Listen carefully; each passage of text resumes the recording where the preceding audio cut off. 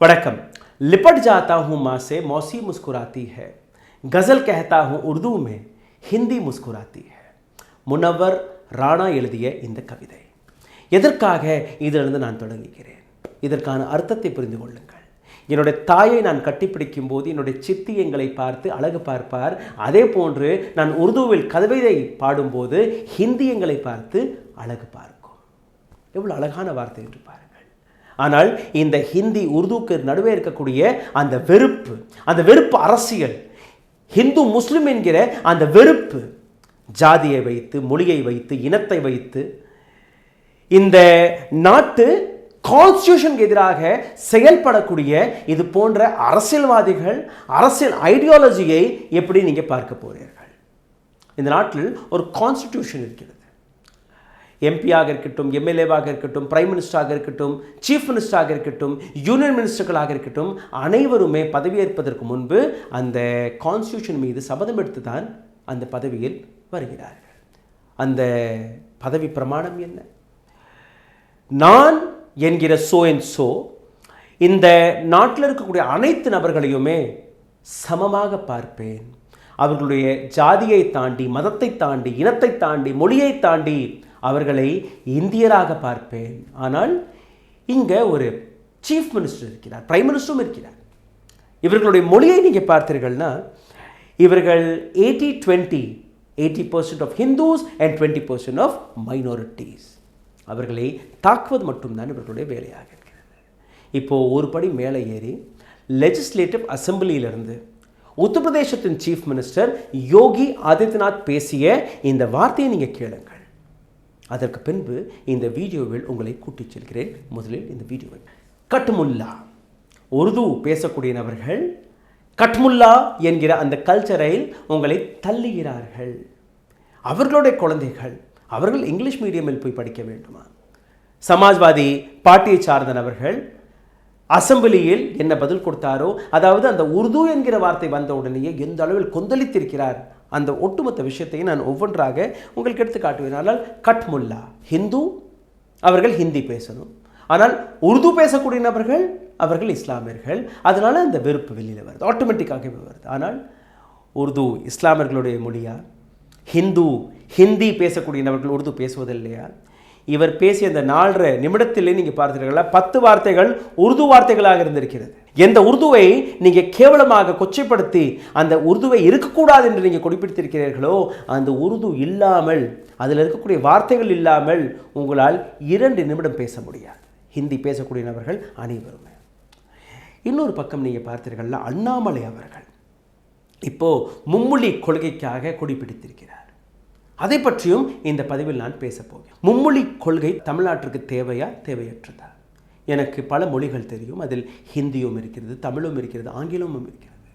நான் படித்து பட்டப்படிப்பெல்லாம் படித்தது அனைத்துமே வடநாட்டில் சிபிஎஸ்சி கல்வி முறையில் தான் நான் படித்திருக்கிறேன். என்னை விட பெட்டராக இதற்கான லாபம் நஷ்டம் இதை எடுத்து காட்டுவதற்கான உதாரணம் கிடையாது. நல்லதா கெட்டதா ரெண்டுமே நான் உங்களுக்கு எடுத்து வைக்க போகிறேன். முதலில் இதே உருது என்கிற விஷயத்திற்கு வந்து விடலாம். யோகி ஆதித்யநாத் கட்முல்லா என்று எப்படி பேசினார், எதற்காக பேசினார்? உருது பேசக்கூடிய நபர்கள், ஆனந்த் நாராயண் முல்லா என்கிற நபர், அதாவது ஒரு ஹிந்து, அவர் பேசிய இன்னொரு 2 வார்த்தைகளை நான் பேசுகிறேன். அதற்கப்புறம் கூட்டி செல்கிறேன். முல்லா பனாதியா ஹை இசே भी महाज जंग ने, இவரையும் முல்லாவாக ஆக்கிவிட்டார்களா? एक सुलह का பயாம் थी उर्दू जुबान कभी, காம்ப்ரமைஸ் செய்வதற்காக, அமைதிப்படுத்துவதற்கான ஒரு மொழியாக இருந்தது உருது. இன்னைக்கு அதையும் நீங்கள் கேவலப்படுத்தி விட்டீர்கள்.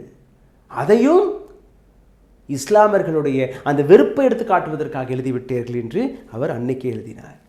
19th century 18th century ஹிந்திக்கும் முன்பு இருக்கக்கூடிய அந்த லிட்ரேச்சர் எடுத்து பார்த்தீர்கள், உங்களுக்கு புரிய வரும். அனைத்துமே உருதுவில் தான் இருந்தது. பெர்ஷியன், அரபிக் அண்ட் ஹிந்துஸ், இந்த 3மே சேர்ந்து கலந்து தான் இந்த உருது என்கிற மொழி உருவானது.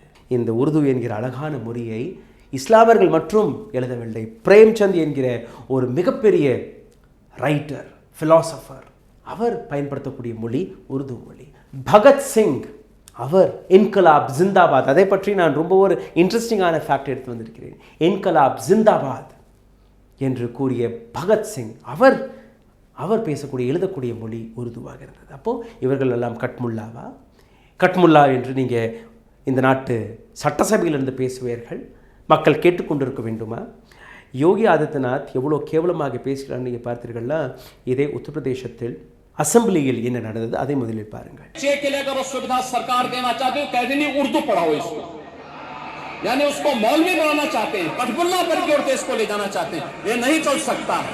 அசம்பிளியில் அங்கே நடக்கக்கூடிய விஷயங்களை பல மொழிகளை டிரான்ஸ்லேட் செய்து அதை ப்ராட்காஸ்ட் செய்வதற்காக ஒரு ப்ரப்போசல் எடுத்து வைக்கப்பட்டது.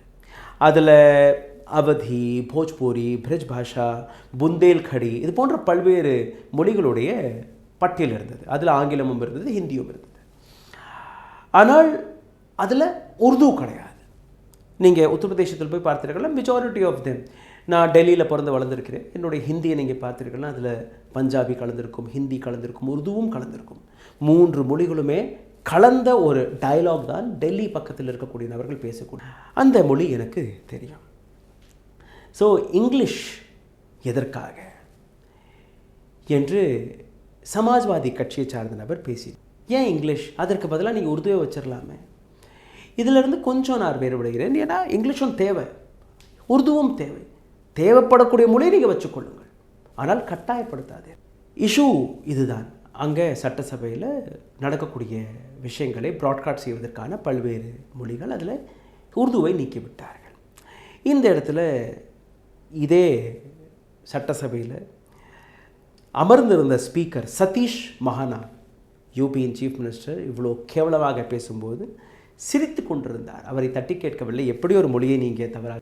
சமாஜ்வாதி கட்சியை சார்ந்த மாதா பிரசாத் அவர் இந்த விஷயத்தை எடுத்து வைக்கிறார். அதாவது புந்தேல்கடி இங்கே இருக்கும்போது, போஜ்பூரி இங்கே இருக்கும்போது ஏன் இங்கிலீஷை நீங்கள் திணிக்கிறீங்க? இங்கிலீஷ் பல நபர்களுக்கு புரியாது.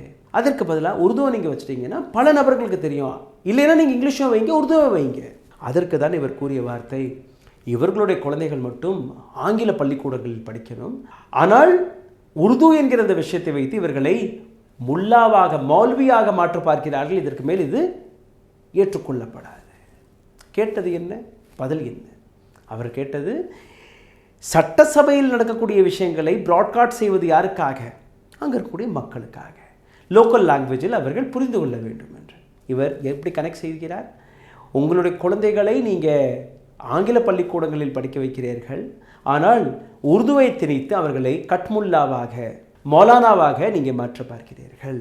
இது எப்படி நடந்தது? 2 பேருமே பேசியதை நீங்கள் கேளுங்கள், மறுபடியும் கேளுங்கள், உங்களுக்கு புரிய வரும்.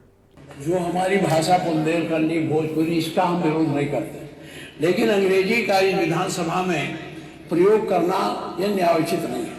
बड़े मुश्किल से अंग्रेजी यहाँ से हटाई गई थी और हमारी भाषा हिंदी घोषित की गई थी विधानसभा का। आप अंग्रेजी ला करके हिंदी को कमजोर करने का प्रयास हो रहा है, ये नहीं होना चाहिए। और इसमें कितने लोग हैं, अगर अंग्रेजी करें तो उर्दू भी कर दीजिए। उर्दू क्यों नहीं करते? उर्दू भी तो भाषा है, उर्दू को नहीं करेंगे, अंग्रेजी करेंगे. சரி, யோகி ஆதித்யநாத் பேசிய இந்த 4 நிமிடம் 28 நொடிகளில் எத்தனை முறை உருதுவை பயன்படுத்தினார் அவருக்கே தெரியாது, ஆனால் பயன்படுத்துகிறார். என்ன?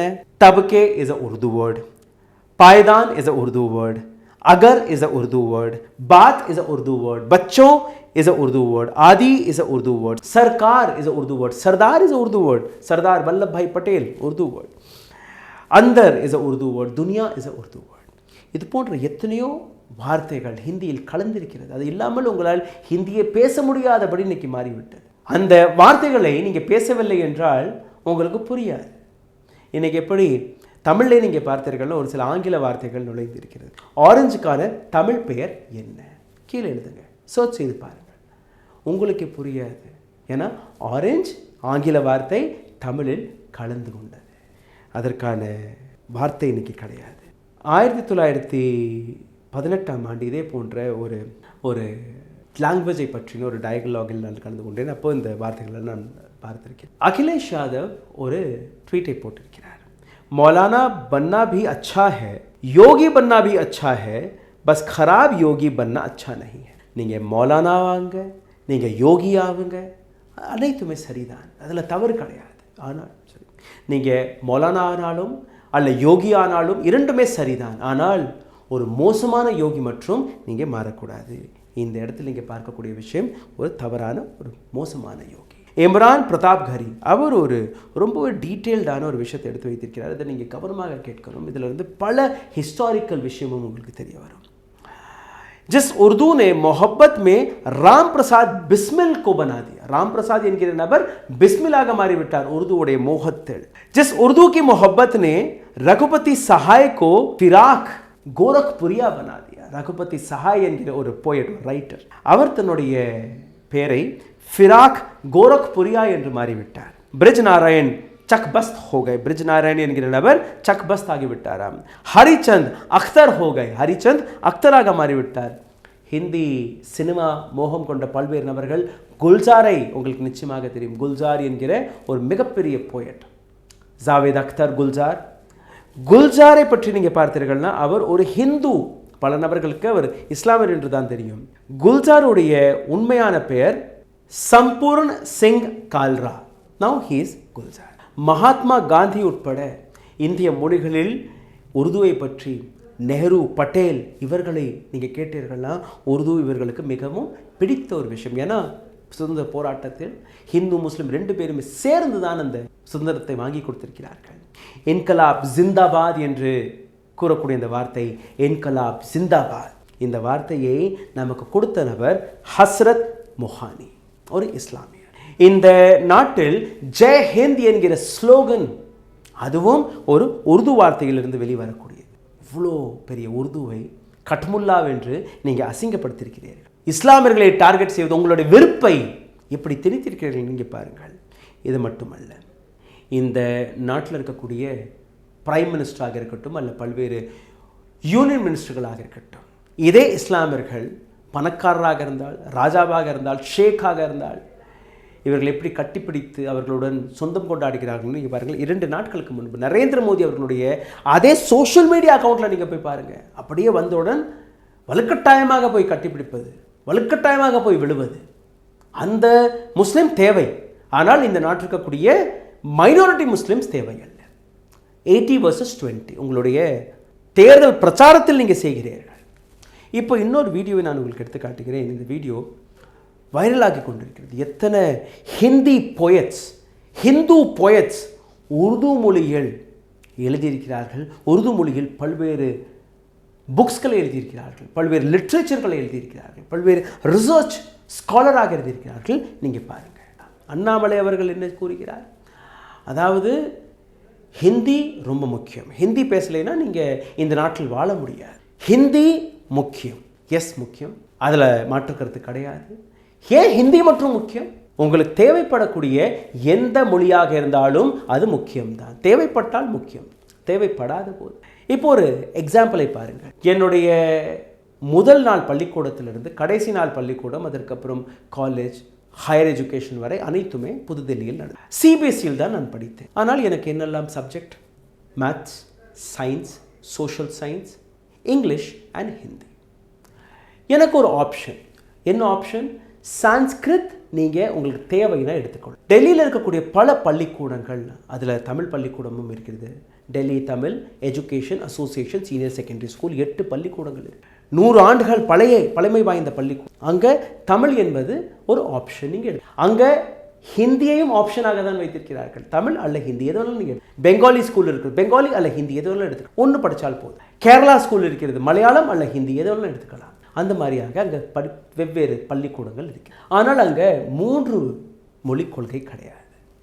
இவர் என்ன எடுத்து வைக்கிறார்னா, பல பொலிட்டீஷியன்ஸ்களுடைய பேர பசங்க, அவர்களுடைய குழந்தைகள் எல்லாம் ஃப்ரெஞ்சு எல்லாம் போய் படிக்கிறார். யாருமே திணிக்கவில்லை. ஜாப்பனீஸ் படிங்க, சைனீஸ் படிங்க, ஃப்ரெஞ்சு படிங்க, ஹிந்தி படிங்க, யாருமே திணிக்கலை. அவர்களுக்கு தேவைப்படுகிறது, அவங்க ஆசைப்படுறாங்க, போய் படிக்கிறாங்க. இந்த இடத்துல 2 விஷயம் இருக்குது. எனக்கு ஹிந்தி தெரிந்த காரணத்தால் நான் பல விஷயங்களை உங்களுக்கு நான் மொழிமாற்றம் செய்ய முடிகிறது. நான் தமிழ்நாட்டிலே பிறந்து எங்கேயே நான் உத்தியோகம் பார்த்திருந்தால், இங்கே நான் வளர்ந்திருந்தால் அந்த மொழி எனக்கு தெரிஞ்சிருக்காது. இங்கேயும் ஒரு சில ஃப்ளாஸ் இருக்குது. அதையும் நான் நெகட்டிவ் பாசிட்டிவ் ரெண்டுமே நம்ம பேசியே தீரணும். இங்கே இருக்கக்கூடிய அரசியல்வாதிகள் தமிழ் தமிழ் தமிழ் என்று ஒரு ஆப்ஷனை கொடுக்கவில்லை. கட்டாயப்படுத்தக்கூடாது, ஒரு மொழியை கட்டாயப்படுத்தக்கூடாது. ஆனால் ஒரு ஆப்ஷனாக நீங்கள் எடுத்து வைத்தீர்கள்னா, தேவைப்பட்டால் நீங்கள் படிங்க, உங்களுக்கு பிடிச்சிருந்தால் படிங்க. படிப்பிற்காக எந்த விதமான பவுண்டரியும் கேப்பும் இருக்கக்கூடாது என்று நம்பக்கூடியது. எனக்கு தமிழ் எப்படி தெரியும்? என்னால் தமிழ் படிக்க முடியும், தமிழ் வாசிக்க முடியும். எப்படி? என்னுடைய பெற்றோர்கள் எனக்கு கொடுத்த அந்த வாய்ப்பு. எனக்காக டியூஷன் வைத்தார்கள், தனியாக டியூஷன் வைத்தார்கள். எனக்கு அந்த ஆர்வம் வந்தது, கஷ்டமாக இருந்தது.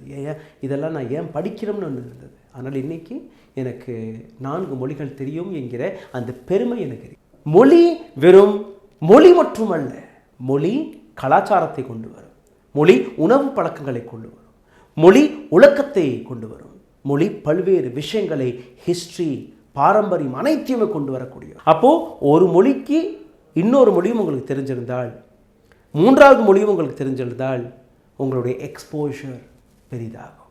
ஆனால் அதற்காக நீ ஹிந்தி மட்டும்தான் படிக்கணும், ஹிந்தி படித்தால் மட்டும்தான் இந்தியாவில் இருக்க முடியும், ஹிந்தி இல்லைன்னா உன்னால் வாழவே முடியாது என்று கூறுவது அரசாங்கம். நீ தமிழ் மட்டும்தான் படிக்கணும், நீ ஹிந்தி படித்தா தமிழ் அழிஞ்சிரும், தமிழை அழிப்பதற்காக இந்த திட்டம் தீட்டியிருக்கிறார்கள்.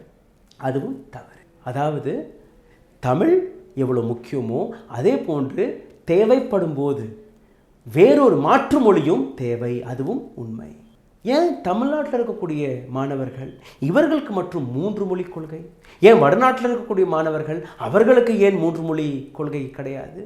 அங்கே மற்றும் ஹிந்தி இங்கிலீஷ் இது இருந்தால் போதும், 3வது தமிழ் தேவையில்லை. ஏன் வடநாட்டிலிருந்து வரக்கூடிய நபர்கள் இன்றைக்கி பிரமாதமாக தமிழ் பேசுகிறார்களா இல்லையா? எந்த கடைக்கு நீங்கள் போங்க, உங்கள்கிட்ட ஹிந்தியில் பேசி பொருட்களை கொடுக்குறார்களா, வாங்குகிறார்களா? நமக்கே தெரியாத பல்வேறு வார்த்தைகள் அவர்கள் தேடி கண்டுபிடிச்சு வச்சிருக்கிறார்கள். இதே போன்று புதுடெல்லியில் நீங்கள் பார்த்தீர்கள்னா திருலோக்பூரின்னு ஒரு இடம் இருக்குது. அங்கே தமிழர்கள் வசித்து வருகிறார்கள், தமிழ் பண்டிகை எல்லாம் அங்கே கொண்டாடப்படுகிறது. இதே போன்று நீங்கள் பார்த்தீர்கள்னா சிங்கப்பூர், மலேசியா, எங்கே திரும்பி பார்த்தாலும் தமிழர்கள் வசித்து வருகிறார்கள். தமிழ் அழிஞ்சு போனதா? கிடையாது. தேவைப்படக்கூடிய மொழியை கற்றுக்கொள்வது எந்த விதத்திலுமே தவறு கிடையாது.